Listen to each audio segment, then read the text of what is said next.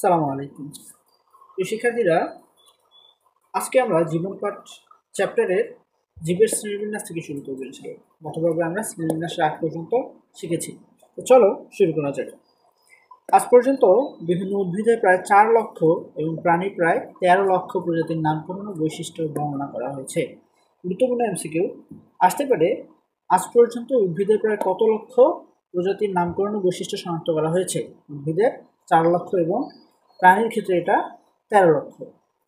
তবে এ সংখ্যা চূড়ান্ত নয়, কেননা প্রায় প্রতিদিনই আরও নতুন নতুন প্রজাতির বর্ণনা সংযুক্ত হচ্ছে। অনুমান করা হয় ভবিষ্যতে সব জীবের বর্ণনা শেষ হলে এর সংখ্যা দাঁড়াবে প্রায় 1 কোটিতে। কত কোটিতে? 1 কোটিতে। জানা, বোঝা এবং শেখার সুবিধার জন্য এই অসংখ্য জীবকে সুষ্ঠুভাবে বিন্যাস করা বা সাজানোর প্রয়োজন। জীবজগৎকে একটি স্বাভাবিক নিয়মে শ্রেণীবিন্যাস করার প্রয়োজনীয়তা অবশ্য অনেক আগ থেকে প্রকৃতিবিজ্ঞান অনুভব করেছিলেন। সেই প্রয়োজনের তাগিদে জীববিজ্ঞান একটি স্বতন্ত্র শাখা গড়ে উঠেছে, যার নাম ট্যাক্সোনমি বা শ্রেণীবিন্যাসবিদ্যা। আসতে পারে ট্যাক্সোনমি অর্থ কি? ট্যাক্সোনমি মানে হচ্ছে শ্রেণীবিন্যাসবিদ্যা। শ্রেণীবিন্যাসের লক্ষ্য মূলত একটাই, তা হচ্ছে এই বিশাল এবং বৈচিত্র্যময় জীবজগৎকে সহজভাবে অল্প পরিশ্রমে অল্প সময়ে সঠিকভাবে জানা। শ্রেণীবিন্যাসের লক্ষ্য আমরা কি জানলাম? শ্রেণীবিন্যাসের মূল লক্ষ্য কয়টা? একটাই, তা হচ্ছে এই বিশাল এবং বৈচিত্র্যময় জীবজগৎকে সহজভাবে অল্প পরিশ্রম এবং অল্প সময়ে সঠিকভাবে জানা। এখানে 4টা পয়েন্ট। একটা হচ্ছে সহজভাবে, 2 নম্বর অল্প পরিশ্রমে, 3 নম্বর অল্প সময়ে এবং 4 নম্বর হচ্ছে সঠিকভাবে। আচ্ছা, শ্রেণীবিন্যাসে উল্লেখযোগ্য অবদান রেখেছেন সুইডিশ প্রকৃতিবিদ ক্যারোলাস লিনিয়াস। গুরুত্বপূর্ণ, ক্যারোলাস লিনিয়াস শব্দটি এই নামটি আমরা বারবার পাব। Swedish প্রকৃতিবিজ্ঞানীকে Carolus Linnaeus. 1735 সালে আপসালা বিশ্ববিদ্যালয় থেকে চিকিৎসাশাস্ত্রে ডিগ্রি লাভের পর তিনি ওই বিশ্ববিদ্যালয়েরই অ্যানাটমির অধ্যাপক নিযুক্ত হয়েছিলেন। বিভিন্ন ধরনের উদ্ভিদ, বিশেষ করে ফুল সংগ্রহ আর জীবের শ্রেণীবিন্যাসে তার অনেক আগ্রহ ছিল। তিনি প্রথম জীবের পূর্ণ শ্রেণীবিন্যাসের এবং নামকরণের ভিত্তি প্রবর্তন করেন। যদি আসে, জীবের পূর্ণ শ্রেণীবিন্যাসের এবং নামকরণের ভিত্তি প্রবর্তন করেন কে? করেন? Carolus Linnaeus. এটাও গুরুত্বপূর্ণ।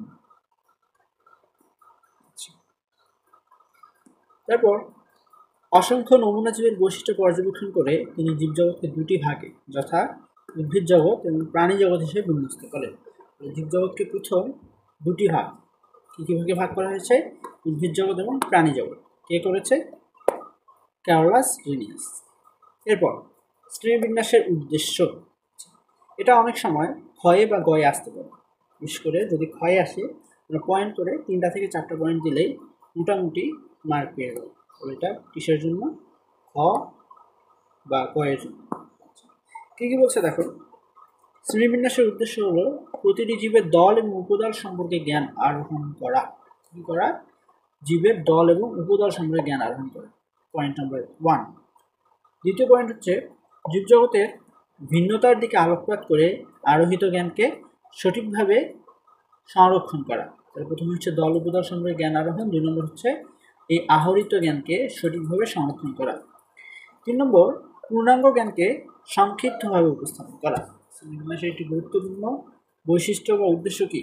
হচ্ছে পূর্ণাঙ্গ জ্ঞানকে সংক্ষিপ্তভাবে উপস্থাপন করবে। 4 নম্বর প্রতিটি জীবকে শনাক্ত করে তার নামকরণের ব্যবস্থা করা। প্রতিটি জীবকে শনাক্ত করবে এবং তার নামকরণের ব্যবস্থা করা। সর্বোপরি জীবজগৎ এবং মানব কল্যাণের প্রয়োজনীয় জীবগুলোকে শনাক্ত করে তাদের সংরক্ষণে সচেতন হওয়া। তো শিক্ষার্থীরা, আমরা শ্রেণীবিন্যাসের উদ্দেশ্যগুলো সম্পর্কে কিছুটা জানলাম। তো আশা করি যদি ক্ষয়ে বা গয়ে আসে এগুলা, তাহলে কি পারা যাবে। এরপর জীবজগৎ সম্পর্কে বলা হয়েছে, ক্যারোলাস লিনিয়াসের সময়কাল থেকে শুরু করে 20 শতাব্দীর মাঝামাঝি সময় পর্যন্ত জীবজগৎকে উদ্ভিদ জগৎ এবং প্রাণী জগৎ হিসেবে বিবেচনা করে 2টি রাজ্যে শ্রেণীবিন্যাস করা হতো।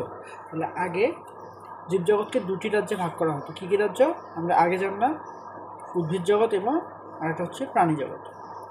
এরপর বিজ্ঞানের অগ্রযাত্রায় বর্তমানে কোষের ডিএনএ এবং আরএনএ এর প্রকারভেদ জীবদেহে কোষের বৈশিষ্ট্য, কোষের সংখ্যা, খাদ্যাভ্যাসের তথ্য উপাত্তের উপর ভিত্তি করে আর.এইচ.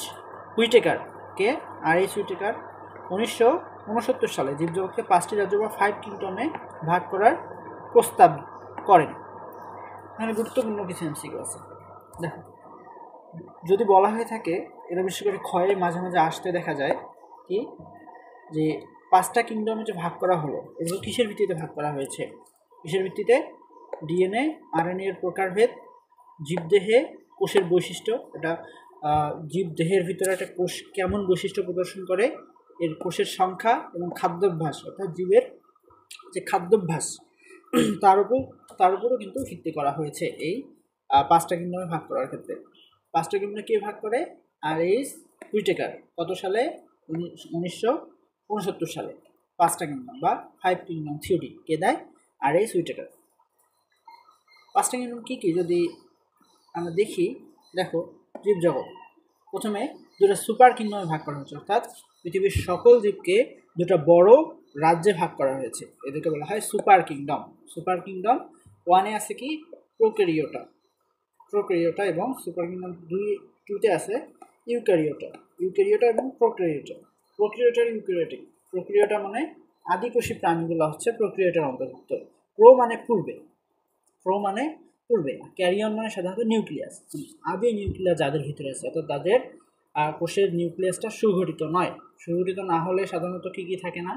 সাধারণত তার কোষ প্রাচীর থাকে না, মাইটোকন্ড্রিয়া থাকে না, রাইবোজোম আর 2-একটা ছোটো ছোটো অঙ্গাণু থাকে। তারপর দিয়ে মোটামুটি অনেক অঙ্গাণু অনুপস্থিত থাকে প্রোক্যারিওটদের বা আদিকোষী প্রাণীদের। যাদের আদিকোষ রয়েছে তাদেরকে ভাগ করা হয়েছে প্রোক্যারিওটায়, আর যাদের প্রকৃত কোষ রয়েছে, প্রকৃত কোষ মানে একটা কোষে যতগুলো অঙ্গাণু থাকে, সব অঙ্গাণু যদি বিদ্যমান থাকে একটা কোষে, তাহলে সেটাকে বলা হয় ইউক্যারিওটিক সেল বা প্রকৃত কোষ। এবং এই প্রকৃত কোষীদের ভাগ করা হয়েছে সুপার কিংডম 2-এ। তো প্রোক্যারিওটার ভিতরে আছে একটাই রাজ্য, সেটা হচ্ছে মনেরা। প্রোক্যারিওটার ভিতরে কোন রাজ্য আছে? মনেরা। দ্বিতীয়ত, সুপার কিংডম 2-এ ইউক্যারিওটাকে আবার 4টা ভাগে ভাগ করা হয়েছে। রাজ্য 2 প্রোটিস্টা, রাজ্য 3 ফাঞ্জাই, রাজ্য 4 প্লান্টি এবং 5 অ্যানিমেলিয়া। তাহলে মোট 5টা রাজ্য আমরা কী পাচ্ছি? মোট 5টা রাজ্য আমরা পাচ্ছি। রাজ্য 1 মনেরা, প্রোটিস্টা, ফাঞ্জাই, প্লান্টি, অ্যানিমেলিয়া। আচ্ছা, তারপর বলা হয়েছে পরবর্তীকালে মার্গুলিস 1974 সালে হুইটেকারের শ্রেণীবিন্যাসের পরিবর্তিত ও বিস্তারিত রূপ দেন। কে দেন? মার্গুলিস। কত সালে? 1974 সালে। যদিও তোমাদের সালটা অত বেশি গুরুত্বপূর্ণ না, আপনারা জেনে রাখবেন। কে দেন? মার্গুলিস দেন হুইটেকারের পরিবর্তিত এবং বিস্তারিত রূপ। তিনি সমস্ত জীবজগৎকে 2টি সুপার কিংডমে ভাগ করেন, 5টি রাজ্যকে এই 2টি সুপার কিংডমে আওতাভুক্ত করেন।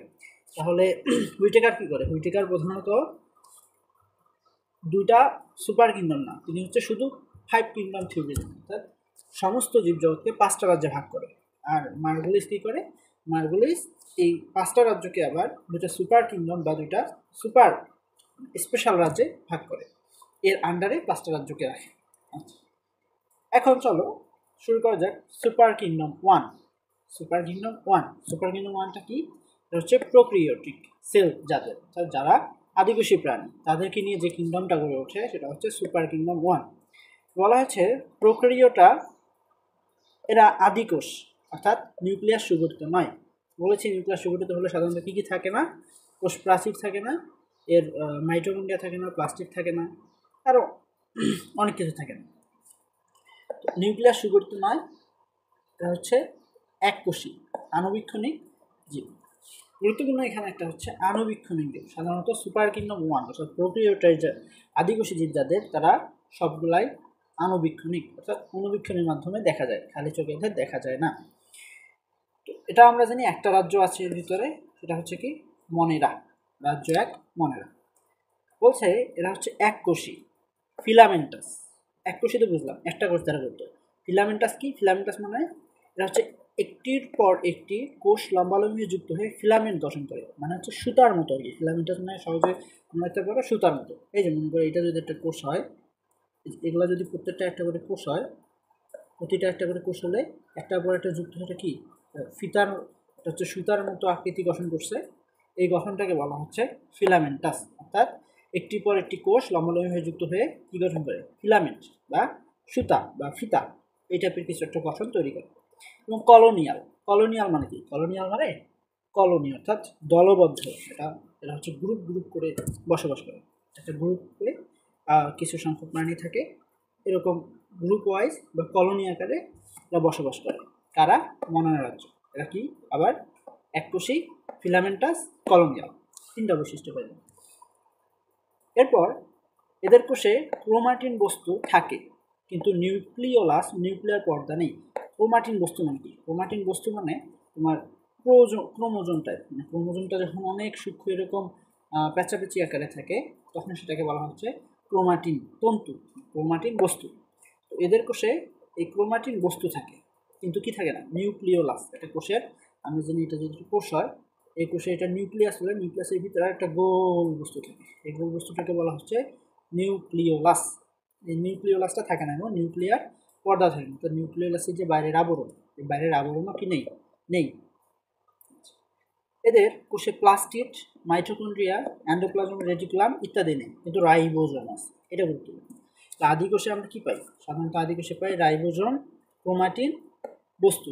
এছাড়া আর দুই একটা বাদ দিয়ে আর কোনো অঙ্গাণুই থাকে না। কী কী থাকে না? যেমন নিউক্লিওলাস থাকে না, নিউক্লিয়ার পর্দা থাকে না, দুটো অনেক গুরুত্বপূর্ণ। এরপর প্লাস্টিক থাকে না, মাইটোকন্ড্রিয়া থাকে না, এন্ডোপ্লাজম, রেটিকুলামও থাকে না, এন্ডোপ্লাজম জারিকাও থাকে না। তারপর কোষ বিভাজন দ্বিবিভাজন প্রক্রিয়া সম্পূর্ণ হয়।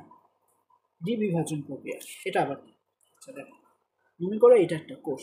এই কোষটা কি হয়? যখন বিভাজিত হবে তখন এর মাঝ বরাবর দুই ভাগ হয়ে যায়। কোনো জটিল প্রক্রিয়া ছাড়াই সরাসরি কি হয়? মাঝ বরাবর দুই ভাগ হয়ে দুটো আলাদা আলাদা কোষ তৈরি হয়। এটাকে বলা হচ্ছে দ্বিভাজন বা দ্বিবিভাজন। এটা অনেকটা তোমরা জেনে থাকবে হয়তো বা অ্যামাইটোসিস প্রক্রিয়ার মতো। আমরা সামনে পড়বো অ্যামাইটোসিস প্রক্রিয়া কী, তবে মনে রাখবা দ্বিবিভাজন এবং অ্যামাইটোসিস অনেকটা সেম প্রক্রিয়া। তো দ্বিবিভাজন প্রক্রিয়া কাদের দেখা যায়? এটা হচ্ছে মনোনা রাজ্যের প্রাণীদের ক্ষেত্রে দেখা যায়। আচ্ছা, তারপর বলা হয়েছে প্রধানত শোষণ পদ্ধতিতে খাদ্য গ্রহণ করে। শোষণ মানে কি? একটা খাদ্যরা শুষে নেয়, শোষণ পদ্ধতিতে এরা কী করে? খাদ্য গ্রহণ করে। তবে কেউ কেউ ফটোসিনথেসিস বা সালোকসংশ্লেষণ পদ্ধতিতে খাদ্য প্রস্তুত করে। সালোকসংশ্লেষণ পদ্ধতিতে কী করে? খাদ্য প্রস্তুত করে। সালোকসংশ্লেষণ পরবর্তীতে বিস্তারিত জানবো আমাদের অন্য চ্যাপ্টারে। সালোকসংশ্লেষণ পদ্ধতি কী, এর মেকানিজমগুলো কী কী, ধীরে ধীরে আমরা জানবো। তো প্রধানত এরা কী পদ্ধতিতে খাদ্য গ্রহণ করে? শোষণ পদ্ধতিতে। আবার কেউ কেউ সালোকসংশ্লেষণ বা ফটোসিনথেসিস প্রক্রিয়ায় কী তৈরি করে? শর্করা জাতীয় খাদ্য, গ্লুকোজ তৈরি করে। এদের উদাহরণ কী? উদাহরণগুলো অনেক গুরুত্বপূর্ণ, এগুলো মাঝে মাঝেই আসে বা এক করলে এগুলো দিতে হয়। ঠিক আছে, আচ্ছা, উদাহরণ কি? এদের উদাহরণ হচ্ছে নীলাভ সবুজ শৈবাল, নীলাভ সবুজ শৈবাল এবং ব্যাকটেরিয়া। এই যে এখানে আমরা দেখতে পাচ্ছি এটা একটা কি? ব্যাকটেরিয়া, ব্যাকটেরিয়া স্যুপ, ব্যাকটেরিয়া, এবং এটা হচ্ছে নীলাভ সবুজ শৈবাল, অর্থাৎ সবুজ শৈবাল যেগুলো, ওগুলো সাধারণত মনোনা রাজ্যের এককোষী প্রাণী। আমাদের কিন্তু এগুলো গয়ে বা ঘয়ে লিখতে হয়, প্রায় প্রায় আসে। এগুলো থেকে মেনলি প্রচুর কোশ্চেন হয়। এই চ্যাপ্টার থেকে কোশ্চেন আসলে কয়েকটা হাতে গোনা কিছু টপিক রয়েছে, তার ভিতরে এই 5 কিংডম এটা অনেক গুরুত্বপূর্ণ। এটা থেকে মনে করো আসবে এমন মনেরা আসলে আমি কী করে দেবো? পয়েন্ট করে দেবো, 4টা বা 5টা করে পয়েন্ট তৈরি করবো। আমি পয়েন্ট করে তোমাদের দেখাচ্ছি তোমরা কীভাবে পয়েন্ট করবে। দেখো এখানে তো তোমার ঢালাওভাবে কিছু বর্ণনা দেওয়া আছে। তুমি প্রথমে কী লিখবা? যখন আসবে মনেরা দেওয়ার পর 1 নম্বর দিন, 1 নম্বর দিয়ে লিখবে এককোষী, ফিলামেন্টাস, কলোনিয়াল গেল 1 নম্বর। 2 নম্বর, এটা কি? কোষে ক্রোমাটিন বস্তু থাকে, কিন্তু নিউক্লিয়াস আর নিউক্লিয়ার পর্দা থাকে না, 2 নম্বর গেল। 3 নম্বর দিয়ে আবার লিখলা কি? এদের কোষে প্লাস্টিড, মাইটোকন্ড্রিয়া, এন্ডোপ্লাজম, জারিকা ইত্যাদি নেই, শুধু রাইবোজোম আছে। 4 নম্বর, কোষ বিভাজন দ্বিভাজন প্রক্রিয়া সম্পন্ন হয়। 5 নম্বর, এরা প্রধানত শোষণ পদ্ধতিতে খাদ্য গ্রহণ করে। উদাহরণ দিয়ে দিতে পারবা, নিচে উদাহরণ লিখে লিখবা কি? উদাহরণ দিয়ে দেখবা নীলাভ সবুজ শৈবাল এবং ব্যাকটেরিয়া। আশা করি মনোনা রাজ্য সম্পর্কে তোমাদের মোটামুটি ধারণা হয়েছে। এবার সুপার কিংডম 2, সুপার কিংডম 2 আছে ইউক্যারিওটা। ইউক্যারিওটা মানে হচ্ছে প্রকৃতকোষী প্রাণী। মানে এরা কি করে? প্রকৃতকোষী মানে কি? প্রকৃত কোষ মানে নিউক্লিয়াস সুগঠিত, নিউক্লিয়াস সুগঠিত বা প্রকৃত কোষ বিশিষ্ট এককোষী বা বহুকোষী। তাহলে আমরা এখানে একটা গুরুত্বপূর্ণ পার্থক্য পেলাম। সুপার কিংডম 1 বা প্রোক্যারিওটার ক্ষেত্রে তারা এখানে স্পষ্ট বলা আছে কি এরা হচ্ছে এককোষী, মনেরা রাজ্য এককোষী রাজ্য। আর সুপার কিংডম 2 এরা এককোষী হইতে পারে, বহুকোষী হইতে পারে। আমরা সুপার কিংডম 2 কে 4টা ভাগে ভাগ করছি। তো এর ভিতরে কিছু কিছু আছে এককোষী আর কিছু কিছু আছে বহুকোষী। এরা এককভাবে অথবা কলোনি আকারে দলবদ্ধ হয়ে বসবাস করে। কলোনি মানে কি? দলবদ্ধ হয়ে বসবাস করে, যদি একটা কলোনি তৈরি করে করে বসবাস করে। আচ্ছা, এককভাবে বসবাস করতে পারে। তো সুপার কিংডম 2 কে আমরা প্রথমত প্রোটিস্টা রাজ্যে ভাগ করব। প্রথম কি রাজ্যে ভাগ করব? প্রোটিস্টা। প্রোটিস্টা এরা হচ্ছে এককোষী বা বহুকোষী। তাহলে প্রোটিস্টা রাজ্যে যেসব প্রাণী রয়েছে এর ভিতরে কিছু আছে এককোষী, কিছু আছে বহুকোষী।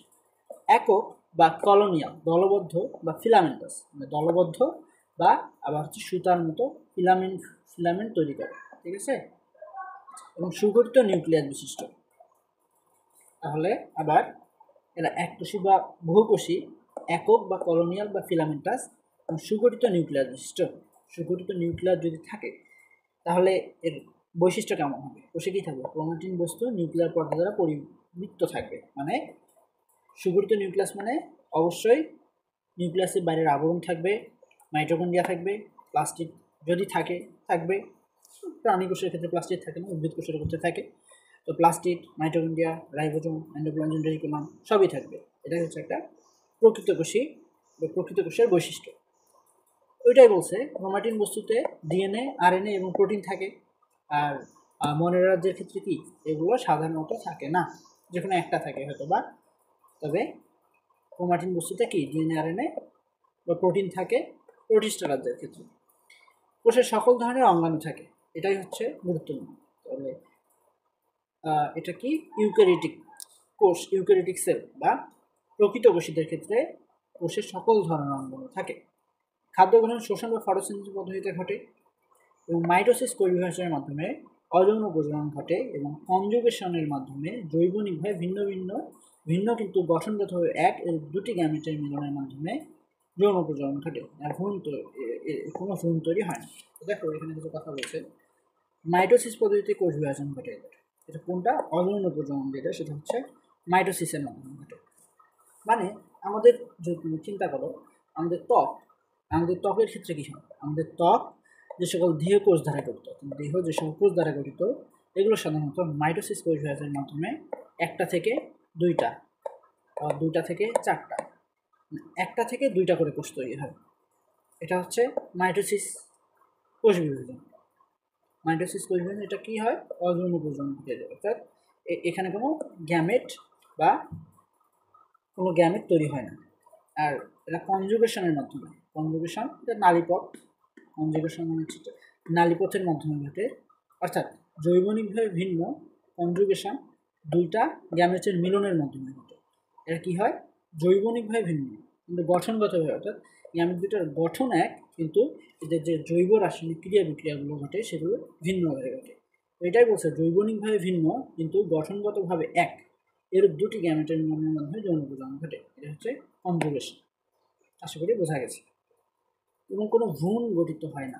ভ্রূণ গঠিত হয় না কাদের? এটা হচ্ছে প্রোটিস্টা রাজ্য। প্রোটিস্টাদের কী গঠিত হয় না? ভ্রূণ গঠিত হয় না। দেখো এখানে উদাহরণ কী কী দিয়েছে? অ্যামিবা, প্যারামেসিয়াম, এককোষী বহুকোষী শৈবাল। এই যে এখানে দেখো অ্যামিবার গঠনটা কেমন হয়? আঁকাবাঁকা আকৃতির। এটা হচ্ছে অ্যামিবা কি প্রোটিস্টা রাজ্যের অন্তর্ভুক্ত। এবং ডায়াটম মানে কি এককোষী শৈবাল। এছাড়াও আরেকটা কী করলাম? প্যারামেসিয়াম, আরেকটা পেয়েছি প্যারামেসিয়াম। এগুলো হচ্ছে প্রোটিস্টা রাজ্যের বৈশিষ্ট্য। এটা যদি আমরা তোমার হচ্ছে পয়েন্ট আকারে দিই তাহলে কীভাবে দিতে পারি? 1 নম্বর পয়েন্ট দিলাম, এটা এককোষী বা বহুকোষী, একক বা কলোনিয়াল দিলাম। এরপর নিউক্লিয়াস সুগঠিত। নিউক্লিয়াসে কী থাকে? নিউক্লিয়াসে নিউক্লিয়ার পর্দা থাকে, ডিএনএ, আরএনএ, প্রোটিন থাকে। তারপর দিলাম এদের খাদ্যগুলো শোষণ বা ফটোসিনথেসিস পদ্ধতিতে, তারপর অযৌন প্রজনন মাইটোসিস কোরিওসিসের মাধ্যমে এবং যৌন প্রজনন ঘটে হচ্ছে কনজুগেশনের মাধ্যমে। তারপর আরেকটা গুরুত্বপূর্ণ হচ্ছে এদের ভ্রূণ গঠিত হয় না।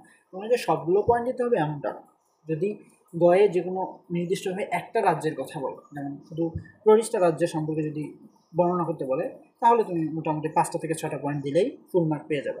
পাশাপাশি যদি চিত্র আঁকতে পারো, অ্যামিবা চিত্র আর্ট করে দিলা, নিচে দিয়ে দিলা যে কি চিত্র হচ্ছে অ্যামিবা বা ডায়াটম, তাহলে মোটামুটি গয়ে 3 মার্ক তুমি ইনশিওর করতে পারবা।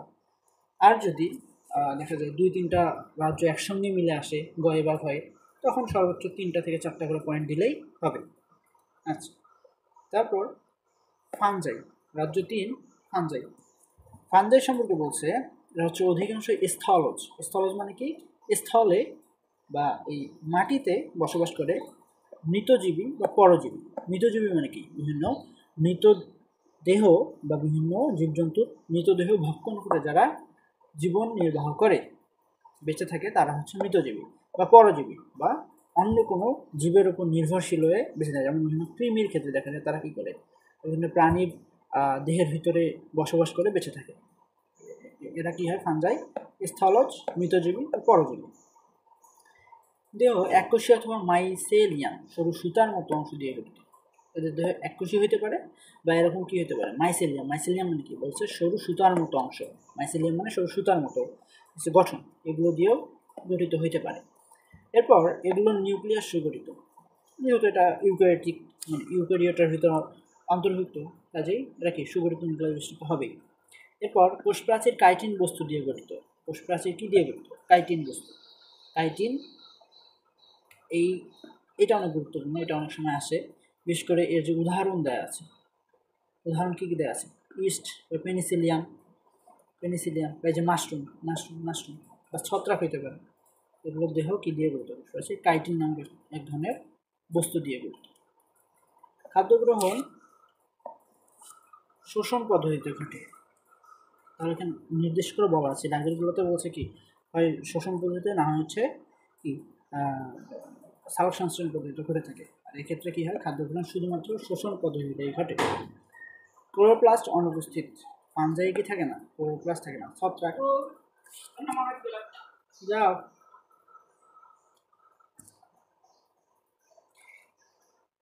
ফানজাইয়ে কি থাকে না? ফানজাইয়ে ক্লোরোপ্লাস্ট অনুপস্থিত। এটা আমরা দেখব ছত্রাক বা এই যে মাশরুম, এগুলো সাধারণত কি হয় না? সবুজ হয় না। কেন হয় না? ক্লোরোপ্লাস্ট থাকে না। এবং হ্যাপ্লয়েড স্পোর দিয়ে বংশবৃদ্ধি করে। হ্যাপ্লয়েড স্পোরটা কি? হ্যাপ্লয়েড স্পোরটা না, হ্যাপ্লয়েড মানে এখানে এন সংখ্যক, অর্থাৎ এক সেট বিশিষ্ট ক্রোমোজোম রয়েছে। স্পোর মানে ছোট ছোট অঙ্কুরিত স্পোর। হচ্ছে যেমন ওই আমরা এর ক্ষেত্রে জানি, যখন হচ্ছে পরাগায়ন হয় তখন কী হয়? ছোট ছোট স্পোর তোমার মাতৃ উদ্ভিদের উপরে পড়ে না, তারপরে তো স্পোরটা ভিতরে গিয়ে বিভিন্ন প্রক্রিয়ার মাধ্যমে জায়গা তৈরি হয়। ওই যে ছোটো ছোটো স্পোর, ওগুলোর মাধ্যমে কী হয়? বংশবৃদ্ধি করে। ঠিক আছে? তো এক্ষেত্রে উদাহরণ কি? East, Penicillium, mushroom. ইস্ট, পেনিসিলিয়ামকে তোমরা জানো, এই যে এটা হচ্ছে পেনিসিলিয়াম। মাশরুমকে তোমরা চেনো, ব্যাঙের সাথে যেটাকে বলে আর কি গ্রাম অঞ্চল। তো এটা আমরা জানলাম ফানজাইয়ের যে বৈশিষ্ট্যগুলো রয়েছে। আরেকবার যদি আমি পয়েন্ট আকারে বলি, কি বলবা? 1 নম্বর দিয়ে বলবা এরা স্থলজ, মৃতজীবী এবং পরজীবী। 2 নম্বর দেহ এককোষী মাইসেলিয়াম দিয়ে গঠিত। 3 নম্বর সুগঠিত নিউক্লিয়াস বিদ্যমান। 4 নম্বর কোষপ্রাচীর কাইটিন বস্তু দিয়ে গঠিত। 5 নম্বর খাদ্য গ্রহণ শোষণ পদ্ধতিতে ঘটে। 6 নম্বর ক্লোরোপ্লাস্ট অনুপস্থিত। 7 নম্বর হ্যাপ্লয়েড স্পোর দিয়ে বংশবৃদ্ধি ঘটে। এগুলো তোমরা পয়েন্ট আকারে লিখলে ইনশাল্লাহ 2-3 বার পড়লে মনে থাকবে আশা করি, আহামরি কঠিন কিছু না। এরপর রাজ্য 4 প্লান্টি। এটা হচ্ছে আমরা যে আম, জাম, কাঁঠাল, লিচু খাই, তো এই উদ্ভিদগুলা যে রাজ্যের অন্তর্ভুক্ত সেটা হচ্ছে প্লান্টি। এর উদাহরণে বলা, এর বৈশিষ্ট্যে বলা হয়েছে এরা প্রকৃত নিউক্লিয়াসযুক্ত সালোক সংশ্লেষণকারী উদ্ভিদ। আর প্রকৃত নিউক্লিয়াসযুক্ত যেহেতু কি ইউক্যারিওটার অন্তর্ভুক্ত, কাজেই এদের নিউক্লিয়াস প্রকৃত নিউক্লিয়াসযুক্তই হবে এবং সালোক সংশ্লেষণকারী উদ্ভিদ। এটা গুরুত্বপূর্ণ। প্লান্টির রাজ্যের সকল উদ্ভিদেই কি? সকল উদ্ভিদ হচ্ছে সালোক সংশ্লেষণকারী, মানে সালোক সংশ্লেষণ প্রক্রিয়া এদের ভিতরে ঘটে। সালোক সংশ্লেষণ প্রক্রিয়ায় কী তৈরি হয়? সরকারের জাতীয় খাদ্য তৈরি হয়। এই খাদ্য দিয়েই এরা কী করে, এদের দেহের যে জৈবনিক প্রক্রিয়া বা পুষ্টি উৎপাদনে ব্যবহার করে এই খাদ্য। এরা নিজেরাই খাদ্য তৈরি করে, অর্থাৎ স্বভোজী।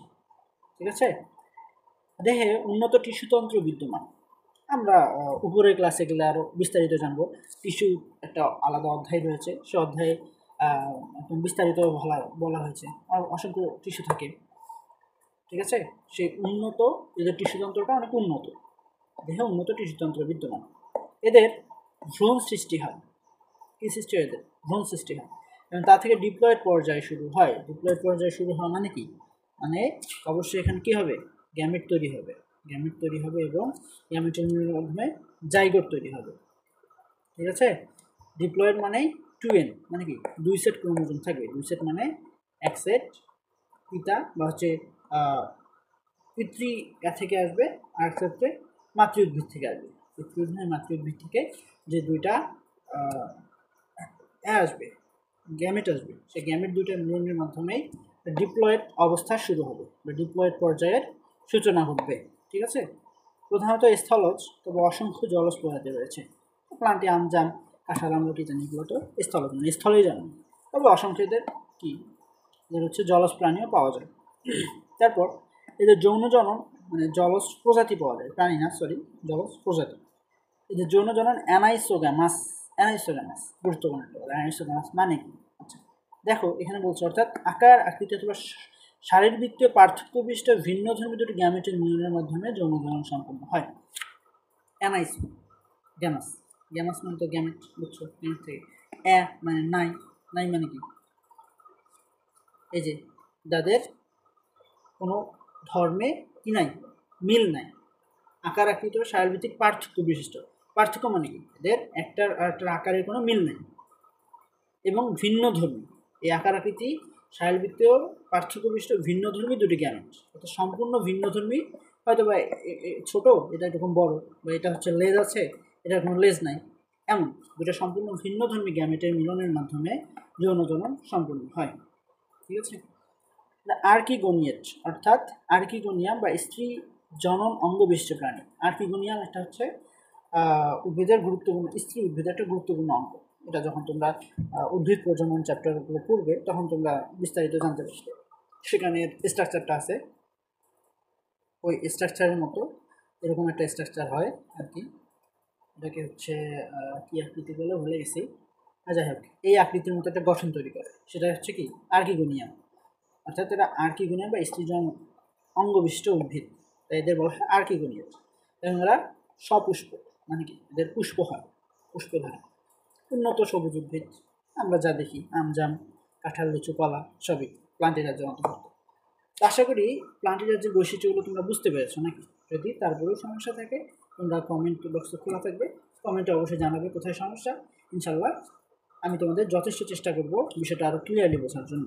আশা করি তোমাদের না বোঝার মতো কিছু নেই এখানে।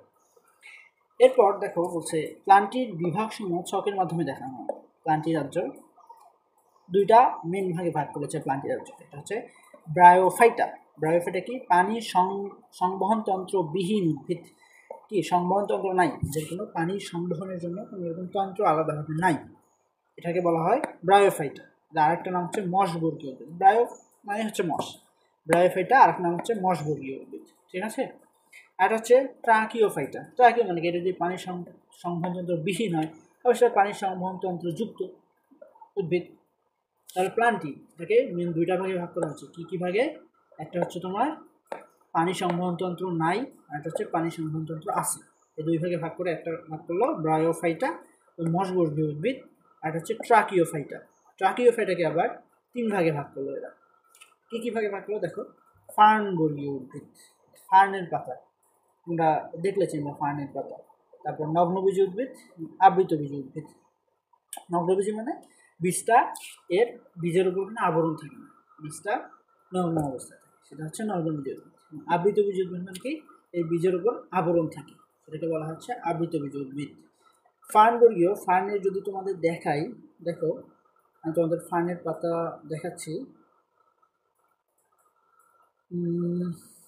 চলো আমরা ফার্নের পাতা দেখবো এখন, ঠিক আছে। গুগল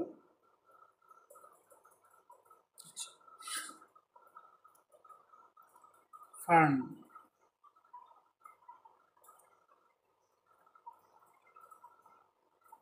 ফার্নভিট।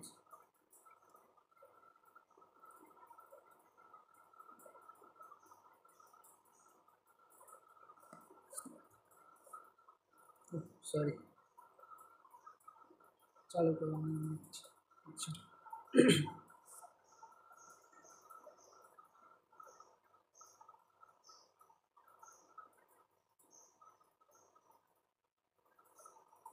এই যে দেখো, লেগুলা গাছ তো অনেক অনেক দেখো, বিশেষ গ্রাম্য এলাকায় রাস্তার সাইডে বা হচ্ছে পুকুরের পাশে গাছগুলো প্রচুর জন্মায়, তাই না?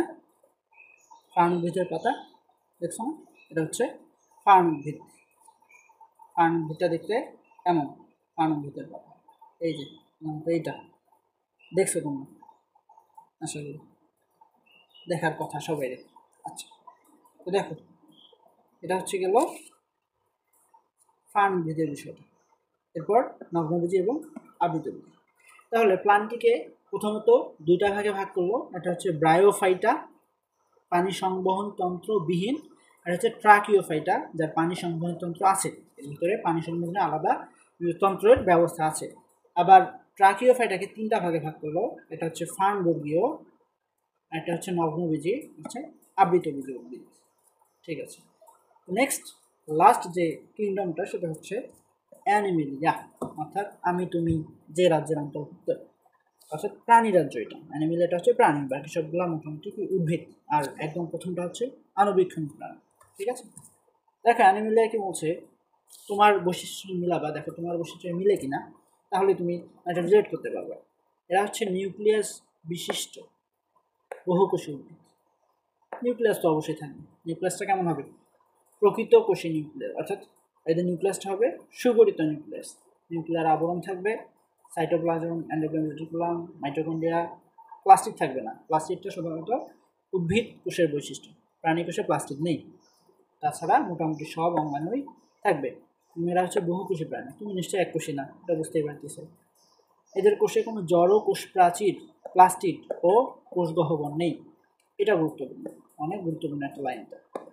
কি কি নাই? এদের কোষে কোনো জড় কোষ প্রাচীর নেই, কোষে কোষ প্রাচীর থাকে না। কোষ প্রাচীরটা কিসের বৈশিষ্ট্য? কোষ প্রাচীরটা হচ্ছে একটা উদ্ভিদ কোষের বৈশিষ্ট্য। যেহেতু অ্যানিমেলে এটা হচ্ছে প্রাণী নিয়ে আলোচনা করে, আর এদের কি থাকবে না? কোষ প্রাচীর থাকবে না, প্লাস্টিক থাকবে না। নিশ্চয়ই তোমার ক্লোরোফিল, তুমি সবুজ দেহ লাগবে না, বা তোমার হচ্ছে পরাগায়ন ঘটানো লাগবে না, এই কারণে প্লাস্টিক দরকার নাই। এবং কোষ গহ্বর নেই। কোষ গহ্বর এটা হচ্ছে কিসের বৈশিষ্ট্য? এই তিনটাই প্রধানত উদ্ভিদ কোষের বৈশিষ্ট্য। প্রাণী কোষে কোষ গহ্বরও থাকে না, যদি থাকে একদম ছোট, আর না থাকলে তো থাকবে না। প্লাস্টিড না থাকায় এরা হেটারোট্রফিক, অর্থাৎ পরভোজী। পরভোজী মানে কি? পরের উপর নির্ভর করে এরা জীবন ধারণ করে, খাওয়া দাওয়া করে। যেমন তুমি তো নিজের খাদ্য নিজে তৈরি করো না। নিজের খাদ্য নিজে বলতে কি, যেমন তোমার প্লান্টির যে আমরা উদ্ভিদগুলো দেখলাম, যেমন একটা আম গাছ, আম গাছের পাতার মধ্যে মেসোফিল টিস্যুতে তার সালোক সংশ্লেষণ এটা হচ্ছে সংঘটিত হয়। এই সালোক সংশ্লেষণের মাধ্যমে সে কী করে, নিচ থেকে যে পানি যায়, সূর্যের আলো, অক্সিজেন, কার্বন ডাইঅক্সাইড, পানি, অক্সিজেন, সূর্যের আলো, অক্সিজেন না তো, মানে কার্বন ডাইঅক্সাইড, পানি, সূর্যালোক, এগুলোকে একত্রিত করে সে কী করে, রাসায়নিক প্রক্রিয়ার মাধ্যমে শর্করা জাতীয় খাদ্য উৎপাদন করে। সেই খাদ্যটা কী করে, আমের ভিতরে জমা থাকে, সে আমটা আমরা খাই, সে আমরা কি জীবন ধারণ করি, এটা একটা উদাহরণ। তারপর এমন আরও বিভিন্ন ফলমূল, যেমন শাকসবজির বিষয়টা, তারা কী করে, শর্করা জাতীয় খাদ্যটা উৎপাদন করে তারা নিজের প্রয়োজন ব্যতি রেখে বাকিগুলো কী করে, তাদের বিভিন্ন অঙ্গের মাধ্যমে, পাতা হতে পারে বা ফল হতে পারে, এগুলোতে সঞ্চয় করে রাখে। ওগুলো খেয়ে আমরা কী করি, জীবন ধারণ করি। এই কারণে আমরা কি হেটারোট্রফিক অর্থাৎ পরভোজী। আমরা পরের উপর নির্ভর করে আমরা ভোজ বা আমাদের খাবার দাবারের বিষয়টা কী করি, অ্যারেঞ্জ করে থাকি। এটা কেন হয়? কারণ আমাদের দেহে প্লাস্টিক থাকে না। যদি প্লাস্টিক থাকতো তাহলে আমরা নিজেদের খাদ্য নিজেরাই তৈরি করতে পারতাম, তখন আমরা কি সহজে হতো, আর পরভোজী হতে হতো না। এরপর খাদ্য গলৎকরণ করে, আমরা কি খাদ্য গিলে ফেলি না, কোনো একটা খাদ্য মুখে নিয়ে গিলে ফেলি, গালা দিয়ে ভিতরে নিয়ে যাই, এটা হচ্ছে খাদ্য গলৎকরণ করে। এবং দেহে জটিল টিস্যুতন্ত্র বিদ্যমান। তাহলে এখানে একটা শব্দের মারপ্যাচ আছে। যদি বলে উন্নত টিস্যুতন্ত্র কাদের বিদ্যমান, উন্নত টিস্যুতন্ত্র আমরা এখানে দেখছি, দেখো এখানে উন্নত টিস্যুতন্ত্র বিদ্যমান। উন্নত টিস্যুতন্ত্র প্রাণটি রাজ্যের বৈশিষ্ট্য। আর অ্যানিমেলিয়ার ক্ষেত্রে বলা হয়েছে জটিল টিস্যুতন্ত্র বিদ্যমান। দেখো কথা কিন্তু ভুল। অ্যানিমেলিয়ার ক্ষেত্রে উন্নত টিস্যুতন্ত্র থাকে, কিন্তু বইয়ে কোন ওয়ার্ডটা দেওয়া আছে, বইয়ে এখানে দেওয়া আছে উন্নত টিস্যুতন্ত্র, কিন্তু প্লান্টি রাজ্যের ক্ষেত্রে দেওয়া আছে কি, সরি, এখানে দেওয়া আছে জটিল টিস্যুতন্ত্র, আর প্লান্টি রাজ্যের ক্ষেত্রে দেওয়া আছে উন্নত টিস্যুতন্ত্র। এই বিষয়টা মাথায় রাখবে, অনেক সময় উল্টাপাল্টা হইতে পারে। এরা প্রধানত যৌনজননের মাধ্যমে বংশবৃদ্ধি করে, এদের বংশবৃদ্ধি হয় যৌনজননের মাধ্যমে। পরিণত ডিপ্লয়েড পুরুষ এবং স্ত্রী প্রাণীর জননাঙ্গ থেকে হ্যাপ্লয়েড গ্যামেট উৎপন্ন হয় এবং ভ্রূণ বিকাশ কেন্দ্রের জন্য ভ্রূণীয় স্তর তৈরি হয়। তো যখন আমরা মানব প্রজনন চ্যাপ্টারটা করবো তখন একদম বিস্তারিত জানতে পারবো। সংক্ষেপে বলি, দেখো তুমি একটা পুরুষের দেহে 2N বা ডিপ্লয়েড কোষ থাকে, সেই ডিপ্লয়েড কোষ থেকে যে কি আছে, একটা গ্যামেট আছে, এটা হ্যাপ্লয়েড গ্যামেট। এন সংখ্যক ক্রোমোজোম থাকে, এখানে এক সেট ক্রোমোজোম থাকে। সহজ ভাষায় আমাদের যে একটা ডিপ্লয়েড কোষ থাকে সেখান থেকে একটা এক সেট ক্রোমোজোম আসে, এবং আমাদের মহিলার দেহে যে কোষ থাকে সেই কোষ থেকে কি আসে, মাতৃকোষ থেকেও একটা এক সেট ক্রোমোজোম আসে। এই এক সেট ক্রোমোজোম প্লাস এক সেট ক্রোমোজোম মিলে যে 2N হয়, 2N মানে 2 সেট ক্রোমোজোম। এই 2 সেট ক্রোমোজোমকে বলা হচ্ছে ডিপ্লয়েড। এই ডিপ্লয়েড দশাটা সাধারণত কোথায় থেকে শুরু হয়, জাইগোট থেকে শুরু হয়। তো ওইটাই বলছে যে কি হয়, এদের ডিপ্লয়েড পুরুষ বা স্ত্রী দুজনে কি, এদের দেহ বা দেহকোষগুলো কি ডিপ্লয়েড। এই ডিপ্লয়েড কোষগুলো থেকে যখন স্ত্রী প্রাণীর পুরুষের ক্ষেত্রে পুরুষ ডিপ্লয়েড থেকে এবং স্ত্রীদের ক্ষেত্রে স্ত্রী ডিপ্লয়েড থেকে কী হয়, একটা করে হ্যাপ্লয়েড গ্যামেট উৎপন্ন হয়, এবং এগুলো পরস্পর মিলে একটা জাইগোট তৈরি হয়। সেই জাইগোট পরবর্তীতে বিভাজনের মাধ্যমে কী হয়, ভ্রূণ, এবং ভ্রূণ থেকে ভ্রূণীয় স্তর তৈরি হয়। আশা করি বোঝাতে পেরেছি। দেখো উদাহরণ কি, প্রোটোজোয়া ব্যতীত সকল অমেরুদণ্ডী এবং মেরুদণ্ডী প্রাণী, অর্থাৎ প্রোটোজোয়া নামক এই প্রাণীগুলো ব্যতীত, প্রোটোজোয়ার অন্তর্ভুক্ত আলাদা এটা একটা রাজ্য হিসাবেও অনেকে নামকরণ করেছেন, সেটা আমরা পরবর্তীতে জানবো।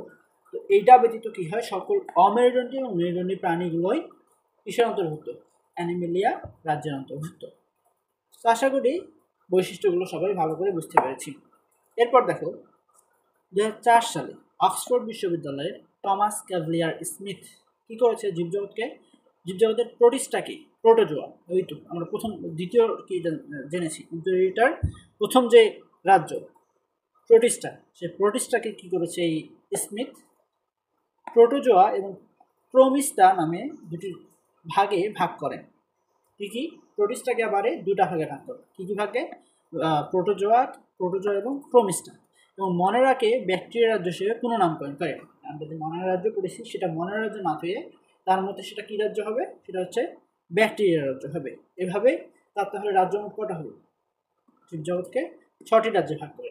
তাহলে স্মিথের কথা অনুযায়ী রাজ্য কী কী হচ্ছে, প্রথমটা মনেরা নামে হবে ব্যাকটেরিয়া রাজ্য, দ্বিতীয় হচ্ছে প্রোটিস্টা নামে হবে প্রোটোজোয়া, এবং তৃতীয় হচ্ছে প্রোমিস্টা, এবং তারপর কি monera, protista, fungi, plantae, animalia. তাহলে হবে ব্যাকটেরিয়া, প্রোটোজোয়া, প্রোমিস্টা, ফাঞ্জাই, প্লান্টি, অ্যানিমেলিয়া। তো এগুলো আমাদের জানতে হবে না, এগুলো জাস্ট দেয়া আছে দেখে পড়লাম। আমাদের মেনলি 5টা রাজ্যটাই গুরুত্বপূর্ণ, 5 রাজ্যের যে বৈশিষ্ট্যগুলো রয়েছে, বৈশিষ্ট্য এবং এর উদাহরণগুলো, এগুলো অবশ্যই করতে হবে। এই চ্যাপ্টার থেকে যদি কোনো কোশ্চেন করে তাহলে যত সম্ভব মানে সমূহ সম্ভাবনা রয়েছে এর 5টা রাজ্য থেকে কোশ্চেন করার। এর বাইরে করলে 2-একটা ইম্পর্টেন্ট টপিক রয়েছে, ওগুলো থেকে করলে করতে পারে, বাট এগুলো এই চ্যাপ্টার মানেই এই রাজ্যের বৈশিষ্ট্য এবং উদাহরণগুলো মাস্ট বি জানতেই হবে। ঠিক আছে, তো প্রিয় শিক্ষার্থীরা, আজকে আমরা যেহেতু আমাদের 5টা রাজ্যের অনেকগুলো করে বৈশিষ্ট্য রয়েছে, কাজেই আজকে আমরা আর আগাবো না, আজকে আমাদের পড়া এই পর্যন্তই থাকবে। তোমাদের জন্য আমার একটা উপদেশ থাকবে, তোমরা কি করবে, তোমরা যখন পড়বে পাশাপাশি তোমরা লিখবে। অর্থাৎ তুমি মনে করো মনের রাজ্য পড়বে, মনের রাজ্য পড়ার পর তুমি খাতায় লিখবে প্রথমে মনেরা লেখার পর আমি যেভাবে বলেছি তোমরা কি করবে, তোমরা এইভাবে পয়েন্ট আকারে পয়েন্ট করে করে এগুলো বৈশিষ্ট্যগুলো সাজাবে। হয়তো একটা রাজ্য যদি তুমি 5টা থেকে 6টা করে বৈশিষ্ট্য সাজাও, তো তোমার এরকম 5টা রাজ্য আছে, 5টা রাজ্যের 5-25টা বৈশিষ্ট্য হবে। এই বৈশিষ্ট্যগুলো যদি তুমি 2-3 বার করে পড়ো, দেখবা পড়বা এবং প্লাস একবার করে লিখবা, তাহলে আশা করি তোমার এই বৈশিষ্ট্যগুলো সম্পর্কে কোনো সমস্যাই আর থাকবে না। এবং এই বৈশিষ্ট্যগুলো হলে তুমি শিওর থাকো গয়ে বা ঘয়ে তুমি 3 বা 4 মার্ক অবশ্যই কমন পাবে ইনশাআল্লাহ। তো এই ছিল প্রিয় বন্ধুরা আজকের ক্লাস। আশা করি তোমরা পরের ক্লাসেও আমাদের সঙ্গেই থাকবে। তো এই পর্যন্ত আজকে ভালো থাকবে, সুস্থ থাকবে। আল্লাহ হাফিজ। আসসালামু আলাইকুম।